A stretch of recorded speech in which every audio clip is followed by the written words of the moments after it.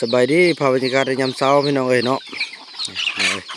โอ้โถสาวนกคนเกลือไก่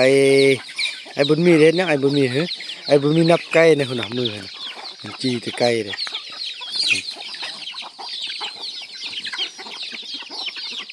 สาสาลีกับเกียมลงมือในการว่าตัดลำมันเนาะมือวันสิ้นนี้ก็สิได้ข้อกำลังนำทางในบ้านเนาะทางบ้านใหญ่เฮาจะมายกลกไก่ยายไปปะลุ่มพี่น้องเอ้ยเนาะเริ่มแปลงทำมันเป็นหูเป็นห้างกันเพราะต้องการให้งานเด้ไก่ก็โอ้โทษน้องพี่น้องเอ้ยหวานยังบ่น้องเมื่อไรตีหัวเมื่อไรเนี่ยบันจะออกไปซื้อหัวอาหารเต็มเนาะแม่เพิ่นส่งเงินมาซื้อหัวอาหารเนาะทางแม่เจียบอลก็ถือว่า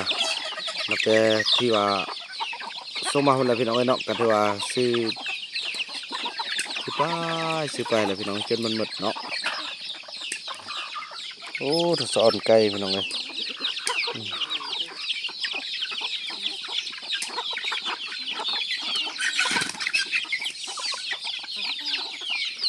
ไก่พูนี่ยังเหลือจากตู้นี่1 2ไปใส่หมดว่าพี่น้องไก่พูใหญ่ยัง2 ตู้ไก่แม่บางตัวก็ไปฟักตึมแล้วเนาะบางตัวก็แตกออก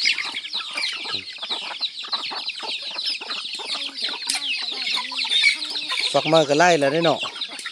บางตัวไก่พูก็ไปเฝ้าเมียนะพี่น้องไปฟักไข่นะไอ้บุญมีกับบัง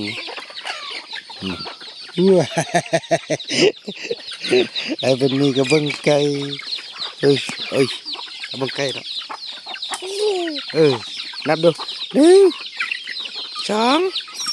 3 4 5วัดบริเวณกว้างเด้อเอาบังไก่แม่นั่นพี่บายังเป็นซับลูกตัวเองนั่นเอาปัดโถโอ้คำมันเป็นนั่นนี่แหละจัดการมันเด้อไก่บุคำบุคูนมันยังไก่แบบนั้นน่ะป้าโถเบิ้งจะได้ไปเอานั่นมาแยกกันเถอะเบิ้งเด้อไก่แม่ตัวนี้อันตรายเด้อเขาแยกกันเอากุ้งหน่อยมาใส่หุ่นหน่อตุกซาดเด้สมพอไก่มันบลอดย้อนอันนั้นนี่พี่น้องเอ้ยเห็นละโอ้ไล่ซับไก่ผู้อื่นลูกผู้อื่นเนาะโอ้ไก่แม่นั่นเราบริเรื่องเด้อเนี่ยช่วยเด้อเนี่ยบ่มีลูกน้ำเพิ่นเนี่ยไปโลหยาดโอ้เป็นนั่นไหมอันนั้นจะเป็นญาติลูกผู้อื่นเนี่ยอันนั้นมันใกล้ตัวนั้นเด้เนี่ย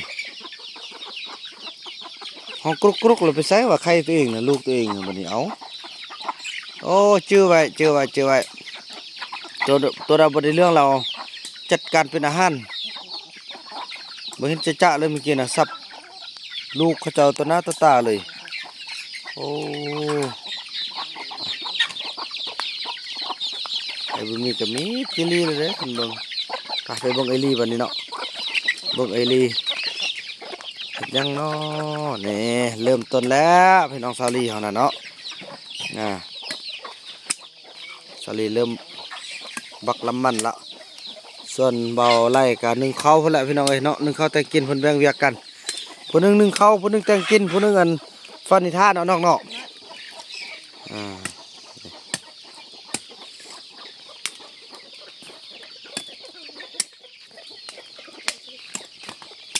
เอลีเนาะยำได้บุญมีจิตสวยเอลีแดงยำได้บุญมีจิตสวยเอลีแดงเอลีชูเด้อมาดูเป็นมา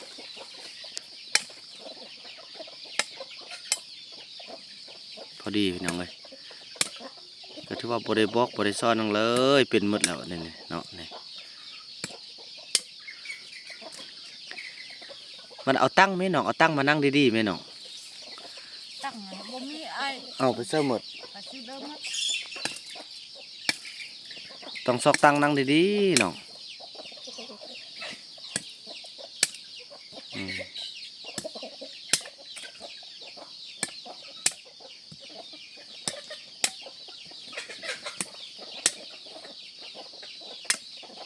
อืม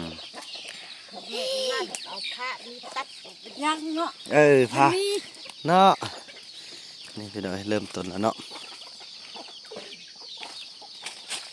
ลำมันกะโอ้สุดยอดพี่น้อยเนาะอันนี้เราก็เก็บไปลวกนั่นใดพี่น้อยเนาะ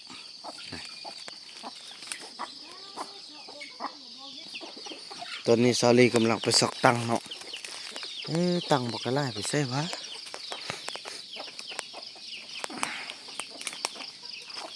ไปเบิกไอ้เคยเห็นยังเนาะ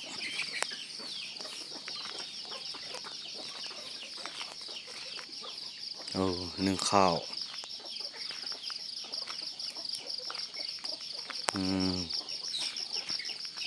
โอ้มันนี่ฟ้าแดดอยู่เนาะ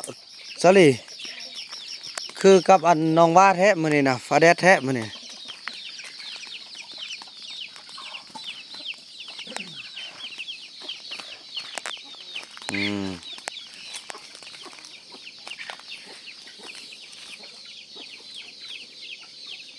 ยังบ่ซุบใส่นั่นสะดำหั่นเนาะสะดำมันจะฟันเนี่ยง่ายทั้ง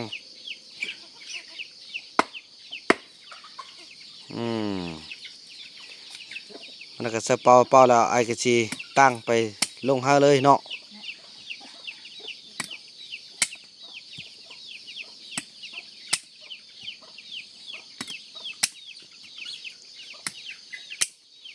มื้อนี้น่ะฟันหมดมื้อ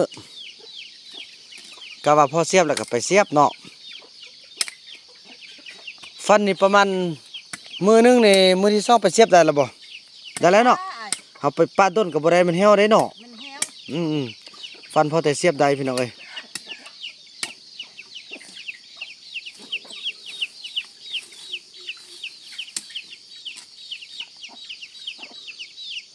ไอ้บุญมี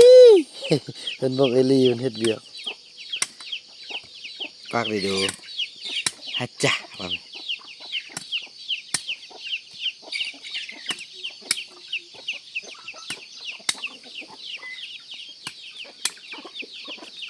่หินเนาะไอ้ เทียมเท่านั้น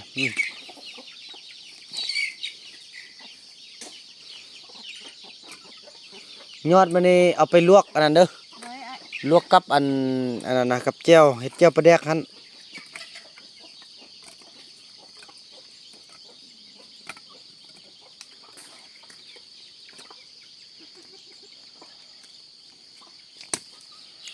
เอลี่มันเด้อสู้ๆเด้อน้องบุญมีเป็นกำลังใจให้เด้อนี่พี่น้อยก็ถือว่าบ่ได้บอกบ่ได้ซ่อนแล้วเป็นทุกอย่างละบัดนี้นะเป็นหมดละอันแบบนั้นเอาทิ่มซะเนาะมันบ่มันจะมันออกลายนะตัวนั้นมันออกยาวนะมันออกยาวแล้วมันจะบ่งามเนาะพอมันได้ออกแล้วพี่น้องเอ้ยมันออกแล้วมันบ่มีตัวโป่งหั่นนะ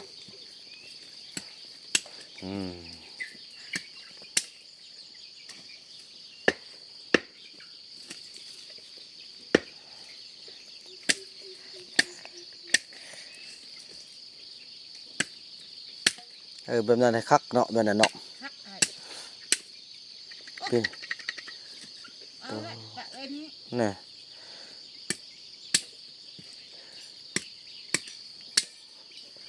ก็สิเกี่ยมเบิ่งเขาเจะจกนะจกนั่นแล้วก็เฮ็ดหน้าได้พี่นี่นะซุ่นกาได้เด้จะเอาคนมาช่วยเวียกก่อนพี่น้องเอ้ย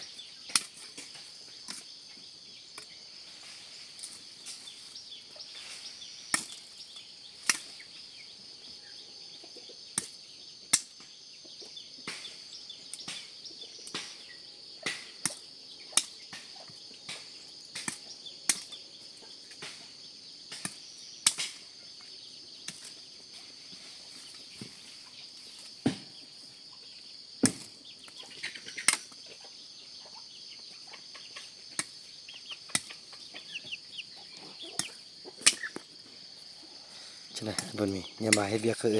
ลีเด้ออุ้ยโอ้ยบ่ลง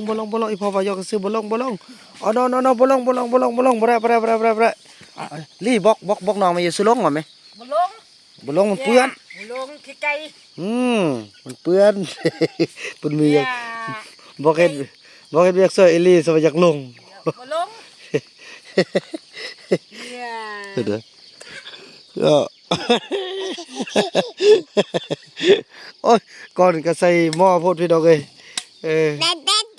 จ้าตา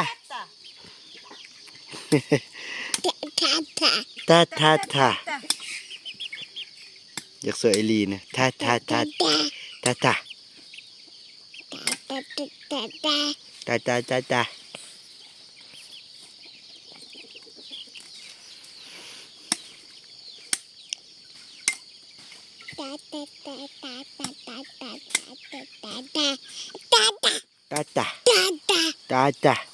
เอาบ่ลงโอ้ยบ่ได้ละพี่น้องเอ้ยบุญมีบ่ได้ละเด้อไอเอาบุญมีไปหาเอ้ยนกก่อนบ่ได้บุญมีเฮียลงพี่แล้วพี่น้องเอ้ย